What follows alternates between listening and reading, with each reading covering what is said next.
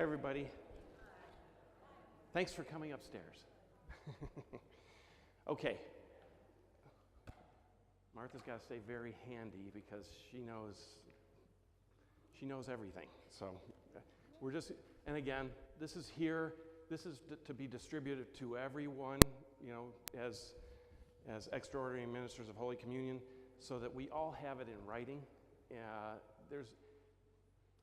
We know that there's been a lot of changes over the last couple years, and little tiny incremental changes that has kind of caused a lot of, like I mentioned downstairs, anxiety with people. And we don't want you to be anxious. We want everybody to be comfortable with performing the ministry. So this, what today's about, and then going forward, we're going to have to follow this to make sure everybody sees this. But this may be a little redundant for everybody, but you may find a little detail in here that you weren't aware of. So please bear with us. And there's some new things coming that really haven't been out there yet. I think everybody knows that we have some communicants that come up that require low gluten host. So this is like one of the first steps here is so after the sign of peace, we're starting in the first week in Advent, so not this week, but next week. Following the sign of peace, sanitize your hands there best if you can, if you remember to do that, rather than everybody lining up on the altar trying to do it there. We come here. All the cup ministers should be in the front row, I'm saying right now. The host ministers behind.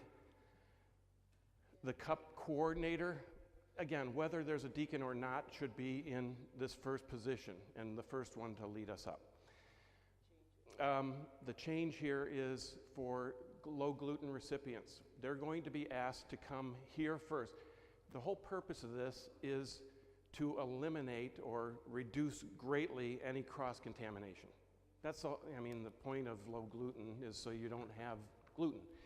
And if somebody's distributing the Eucharist with the regular host and then goes up and grabs a low gluten host and carries it over, not the best practice. So this is a great idea. It's going to be an instruction. I don't know if it's probably multiple ways we're going to instruct people, but low gluten recipients will come in front of the cup. So the cups will be here. Low gluten recipients will be here. They'll come up first. The presider will come over after he receives the Eucharist, come over and distribute low gluten to anybody that needs that first. And then those people will just go back to their seats.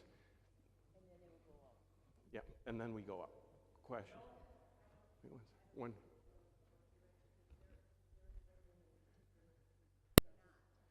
Can't walk, okay. We'll have to make exceptions for those. So the question was, the comment was that we do have a recipient that requires low gluten, can't walk.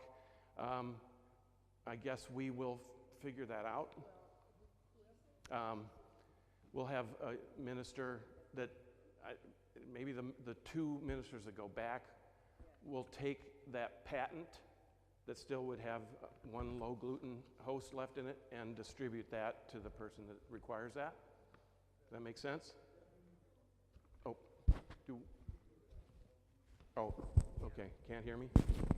Is that better? Okay.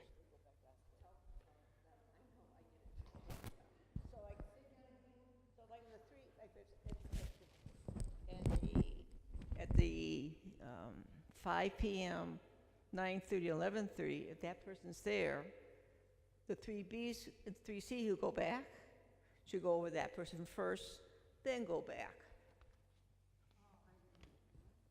Okay. Well, the comment was that there's only The one. people who are low gluten, the only way we know that they're low gluten is that they come to the sacristy and ask for a low gluten host. So we don't just have random low gluten. They would be instructed when they come to the sacristy that the way that they are now going to receive is by being the first people in line to receive at the altar. Those people, we know many of them because they're regulars, but the only reason we know anyone is low gluten is because they tell us before Mass. Yes. Yes.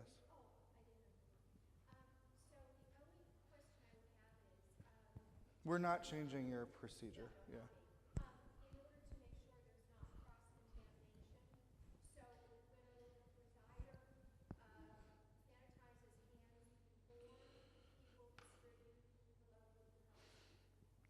So, that is a really good question, and I asked the same thing. This is a science question, and so I'm just going to explain it briefly and tell you that we're looking into it because we don't have a real answer. So what hand sanitizer does is that it breaks down the outer layer of a cell's structure, the cytoplasm. It breaks down the outer layer of the structure and destroys bacteria. That's how it works. It does not necessarily destroy the structure of proteins. Gluten is a protein, and so I don't know if hand sanitizer destroys a gluten molecule. I don't have an answer to that. And so we're looking into if it would even be necessary or if it would even do anything, because it's possible that hand sanitizing would just move it around on your hands instead of destroying it. So we're looking into it. Yeah. That's the best answer I have. I might add that by the presider, distributing that Eucharist, the low gluten Eucharist, he's only touched, it's a lot less than the lay distributor handing to 50 people and then going to grab that, right? So it's greatly reduced. Yes. And I'm just going to say this for people who don't know, low gluten hosts still have some gluten. Yeah, so low. Yes, all hosts have some gluten. The low gluten hosts are literally a lesser amount of gluten, but there is still wheat in it, and so there is still gluten in it. We, as Catholics, do not have the ability to have no gluten hosts, which are made from rice or other things. We don't have no gluten because it is required that our hosts be made of wheat. So people who can't have any gluten, like Jody, receive only from the chalice. That's it. And just so we can move off of low gluten, but cover all of it, everything that we know right now. What we've been doing, our practice has been to be keeping the low gluten hosts in the freezer in the vault. That's not good, and it's not the instruction from the manufacturer. It's supposed to be kept in a cool, dry place.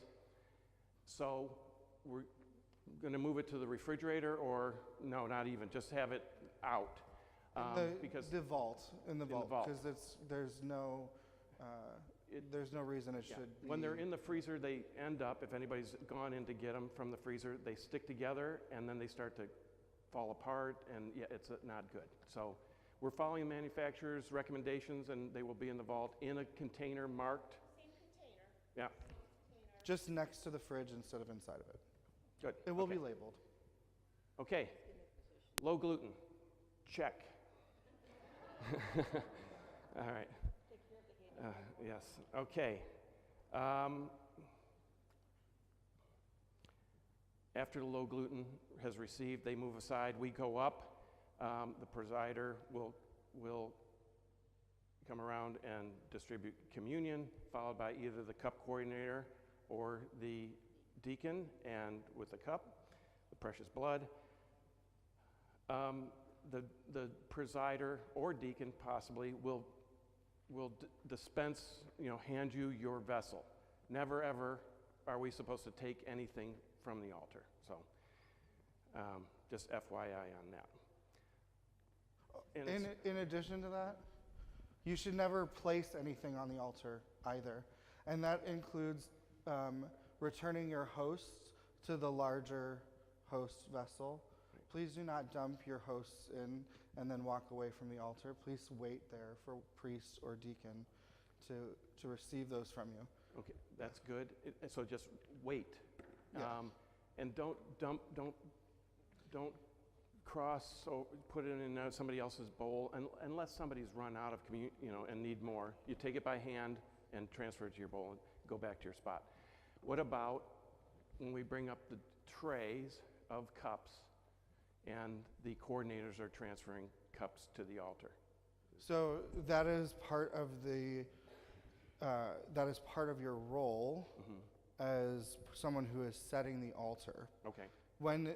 Once the altar is set and everyone has completed their roles, and the Eucharist has been consecrated, only a priest or deacon should be transferring anything on or off of the altar, because it is at that point a matter of receiving rather than taking.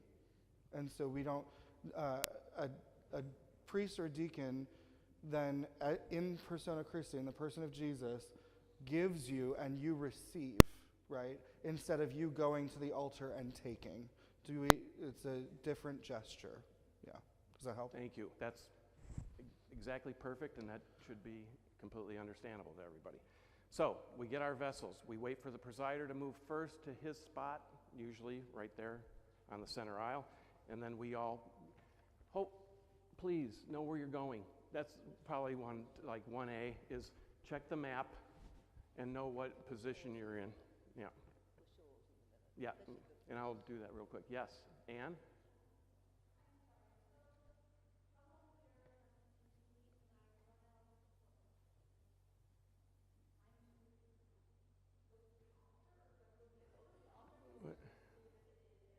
But Father's saying we're not supposed to. No, that's not. No, you should go to the next person. You should not go to the altar to take anything from the altar. And that's why we've seen that all of the hosts have been distributed out to bowls. There's usually not one in the reserve bowl. And there will. Subordinate. I can't guarantee anything, right? Because there could be, praise God, there could be a time where we are celebrating the liturgy and 500 more people show up than we're expecting. That would be amazing. But we have a pretty good calculation of who's going to be at what masses and those things. And there's always planned to be more hosts than we need. So I would encourage you, if you run out, you don't have to start breaking hosts.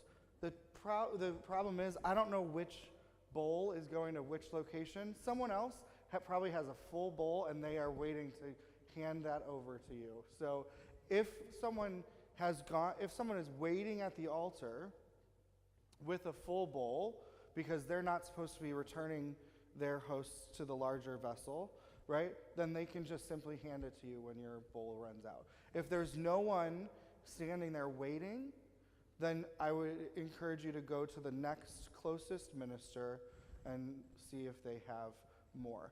I can't speak for Father Alex because I don't know exactly how he distributes, but generally I have more in my vessel than I put in other vessels. So you can almost always come to me to receive extra. That's good. Mm-hmm. That's right. And if you're that person So with don't break extra hosts. We don't want to break hosts. And don't worry.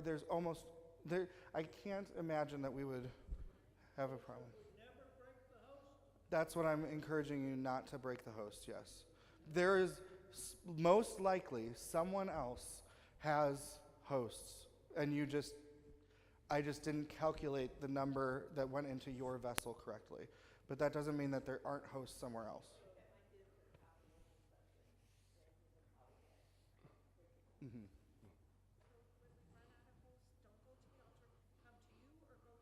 No, that's what we, yeah. When you run out of, or should you run out of hosts, see if there is a minister at the altar waiting. Take their vessel if they're waiting. If there is not someone, go to the next person closest to you to see. And if they don't have a lot, then you can come to me. Yeah. Have you run into a situation where you need to break hosts very often?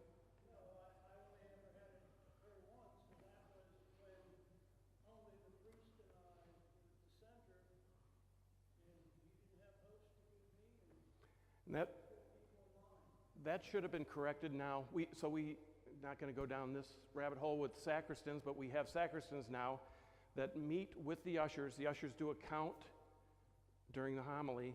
They tell us how many people are here. We make sure that there's enough hosts either in the tabernacle and in the offertory bowl that is going to cover everybody. So that issue should be a non-issue at this point, unless a busload of people come in after the homily. Yes. Oh yeah, I'm going to do that right next. Positions. If you run out of the precious Whoever gets blood, there first. you simply go to the credence table. You're done. Yeah. We are not allowed to pour. You're not allowed to do that. So just return to the credence table, and hopefully another minister will have more, and they'll fill in your spot. Just pass the cup. Don't. Yeah. Okay, question just came. So let's talk about positions for a minute. Oh yeah, but I want to get us into, let's just talk about when we leave the altar and go to our positions, just so, again, where we're standing. And there was a question just now, why don't we put, 1BL and 1BR? It probably gets a little too, now everybody's worried about too much. We want, again, the idea here is to be comfortable and consistent, and so I would say you get over there, and if somebody's in that spot, you go to the next, you just pick the other one if somebody beats you there, or just pick a spot and we'll fill in the two. So let's start over with the ones. So go in order here. Does that make sense? So the only mass that we only have one set of two sets of 1B and 1C. Yes. So the 1B is here, the other 1B is here. The 1C is where Martha is, and the other 1C about halfway down the pew. So, Standing by the pew, I've seen them standing by the step. This does make a better flow. we only do this, and what Martha's saying, if you can't hear, stay by the pew. We're trying to create easy traffic flow for people, really. That's ultimately what we're trying to get to here, is that we're not up here, and then we've created a log jam. We want to be as far back to the step as we can, up against the pews when you're the cup, and then it creates we're giving some space because the cup can get backed up. We know that, especially on the main aisle. With the precious blood, it takes longer to pass that, to serve that. So that's the ones. Any questions about ones? Oh, at 7:30, these first two, the one here and here, they go to the back and serve the handicap first. That's the only mass that happens at 7:30. And then come back to these positions when you're done. Serve from here. If you come back and everybody's done and there's an open spot here on the main aisle, that's the other key. When either at the 1 positions or the 3 positions, after you're done serving the handicap, look for a spot to fill. If there isn't a spot to fill, wait at the altar. If you still have hosts. Don't make new positions. Yeah, don't build, yeah. I know you think you're trying to help, it gets more. We've had people come stand right next to Father, and we don't need that. It'll go much more smoothly if we just stick to the ones that we have kind of scheduled out, right? Okay, 2B, or the deacon spot. Bill, you have a question over here? Oh, yes. Hi, Barry.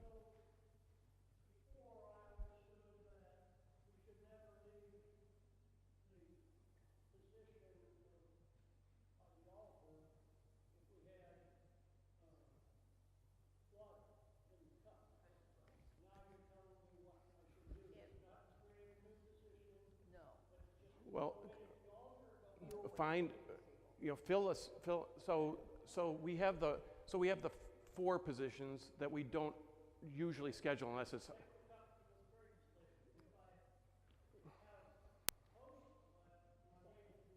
Right, right, yeah. If you're done and there's not another spot to fill, correct. Thank you. Okay. This is the presider spot here, host coordinator here, cup coordinator there. We talked about the 2C. If you're scheduled for 2C and an unscheduled deacon appears, it's always great. Appreciate it. We'll put an extra bowl out. We'll coordinate this. We'll put an extra bowl out, and then that bowl can either come here in the 4B here, pick a side, doesn't matter, or here. And I will note, come back a little bit off the corner. So again, think traffic flow in your head. If you're standing here trying to give somebody communion, they're blocking anybody trying to get to the presider. So if you're step back one, they'll still see you. They'll come around the corner, receive, and then move to a cup, hopefully. Yeah. Yes.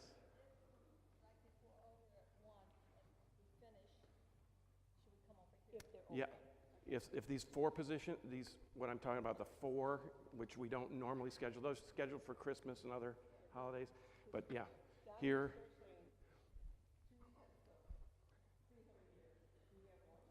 Yeah.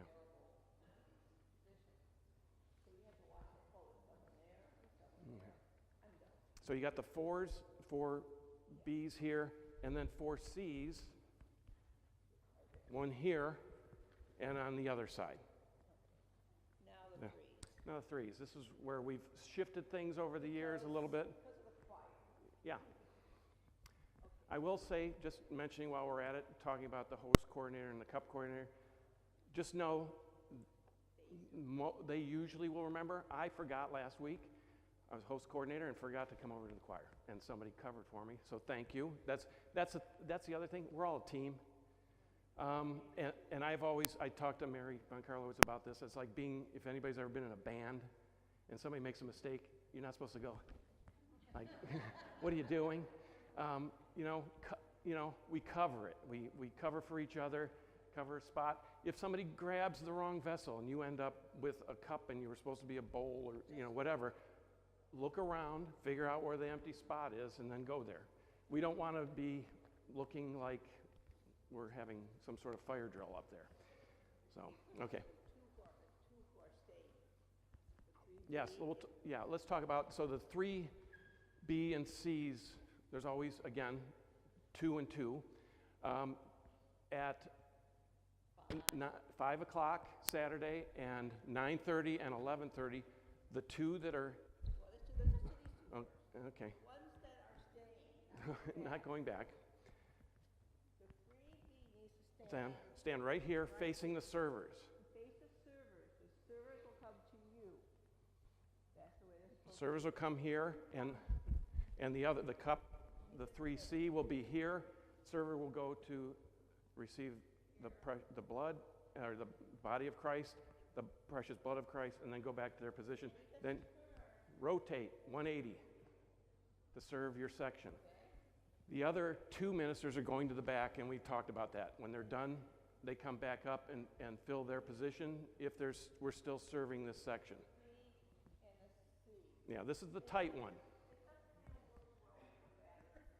Yeah. Yeah.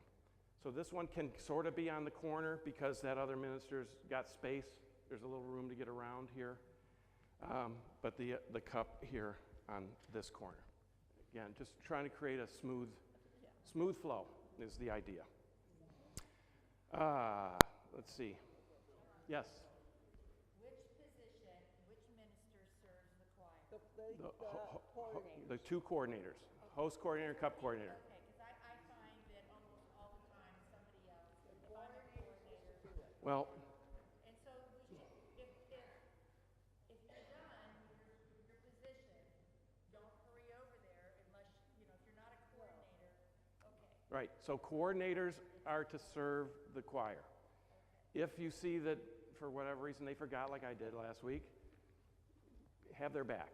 But otherwise, leave it to them. And when you turn your vessels, just put them on the table and go to your seat. Don't congregate back there. Yeah, we'll get there. Yeah. So that's, yeah.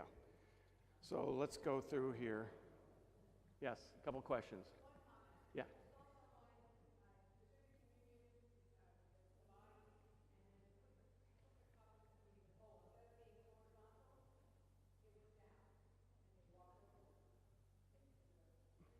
No. Please, this is the body and blood of Christ. Carry it and treat it with reverence. We're very blessed to be able to carry out this ministry. So reflect that in your posture is a good term for that, is carry this with dignity and the respect it deserves. So thank you.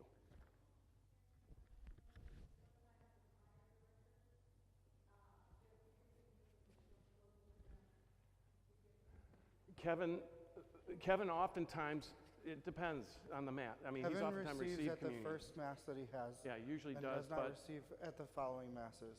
So he'll- he only, if you are at an 11:30, he's probably already received. yeah, right. We Right. can go. Obviously, we can go over to him to help him out, and he'll usually give you a high sign. He'll let you know that it does want to receive. Yes, Ann?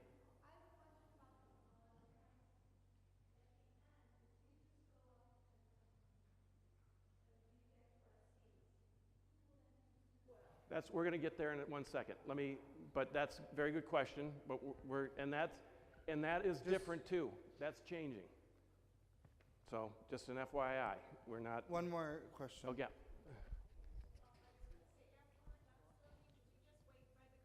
And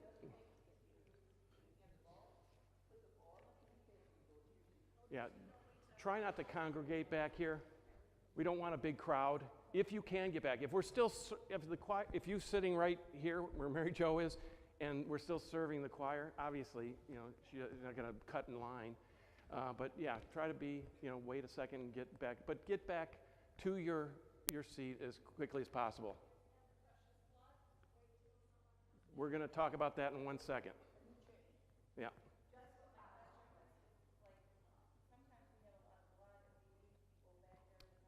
Well, but I'll address that in 1 second. Okay, so a couple little details here and these questions have been asked, so I want to sort of get them out of the way if we can. There's something called tincture, where the only people that are allowed to dip the host in tincture. Intinction. The only people that are allowed to dip the host into the wine are priests. That's bishops, priests, deacons. Is that deacons? Okay. All right. So anybody else that tries to bring the host over to you, and we have to tell them that in tincture is not acceptable practice, or cover with a purificator. Ask them to consume the host, and then you'll be happy to serve them the precious blood. So just an FYI, that has come up, and we want to Again, the reason for that, just so that you understand, is this is a matter, again, of taking versus receiving. A lay person is not permitted to take the precious blood by doing intinction. They need to receive. So it is one minister offering and giving them so that they can receive rather than having them take. Yes, and no, that's we're laity. No, We there can't. There is a priest. A priest is allowed to intinct and then offer it to the person. They have to then receive on the tongue. But that is not a practice that we have in our church, in our tradition usually. Yeah. And we do want to be clear about. We do want to be clear about that. It is still common practice and okay. People receive in the hand or on the tongue. If you're not comfortable, we've heard this too, that we're not comfortable about serving on the tongue,